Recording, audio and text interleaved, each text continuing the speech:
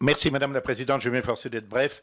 Monsieur le ministre, vous nous avez donné des chiffres précis sur les éloignements hors Union européenne. Ces chiffres paraissent contredire, si ma mémoire est bonne, un rapport provisoire de la Cour des comptes qui avait fuité en avril dans le Figaro et qui faisait état d'un pourcentage tout à fait dérisoire. Ce que je souhaiterais savoir, c'est, au-delà du nombre que vous nous avez donné, quelle est la réalité en pourcentage? Autrement dit, combien y a-t-il dans la politique de fermeté dont vous vous dites partisan? Quel est le pourcentage effectif de reconduite à la frontière des déboutés du droit d'asile et des migrants économiques qui n'ont pas lieu de rester en France après que leur dossier ait été examiné? Vous nous avez dit que ça prenait en moyenne 2 ans. Dans cet esprit, je voudrais préciser que signifie exactement, dans la majorité des cas, reconduite à la frontière. Pour me faire comprendre, je vais prendre un exemple très précis. S'agissant par exemple d'un ressortissant pakistanais qui arrive en France en transitant par la Belgique, et peut-être antérieurement par d'autres pays, qui sollicite par exemple le droit d'asile, qui au bout d'un certain nombre de mois, d'années, nous avez-vous dit, est débouté du droit d'asile. Est-ce que s'il est réticent à quitter la France volontairement, ce qui est, je crois, quand même le cas de l'immense majorité des personnes dans cette situation, est-ce que vous le raccompagnez, vous le faites raccompagner à Charleville-Mézières ou est-ce que vous le faites raccompagner à Karachi? Parce qu'il me paraît évident que si vous le faites raccompagner à Charleville-Mézières, il a évidemment toute l'attitude le lendemain de rentrer en France en passant par Sedan, où le poste de douane est aujourd'hui désaffecté. Merci beaucoup.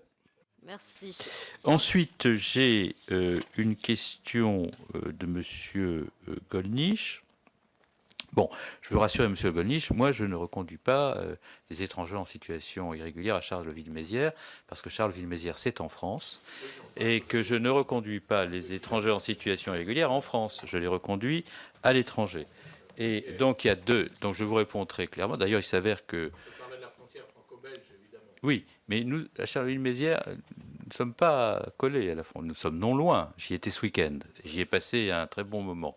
Au Festival des Marionnettes, d'ailleurs, pour tout vous dire, qui est un très beau festival. Je profite d'en faire la publicité ici, de grande qualité culturelle. Mais je n'étais pas en Belgique lorsque j'étais à Charleville-Mézières, j'étais en France. Bon.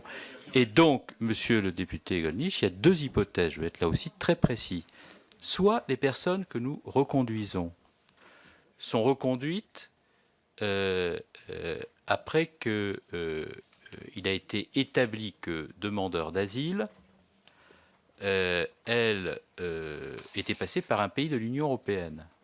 Dans ce cas, nous appliquons un éloignement vers le pays européen en question en application des règles de Dublin. Mais ce n'est pas ce que nous faisons pour la majorité de ceux que nous reconduisons à partir de Calais, par exemple, puisque là, nous n'avons pas d'éléments sur les pays traversés dans lesquels ces personnes ont été enregistrées ou pas.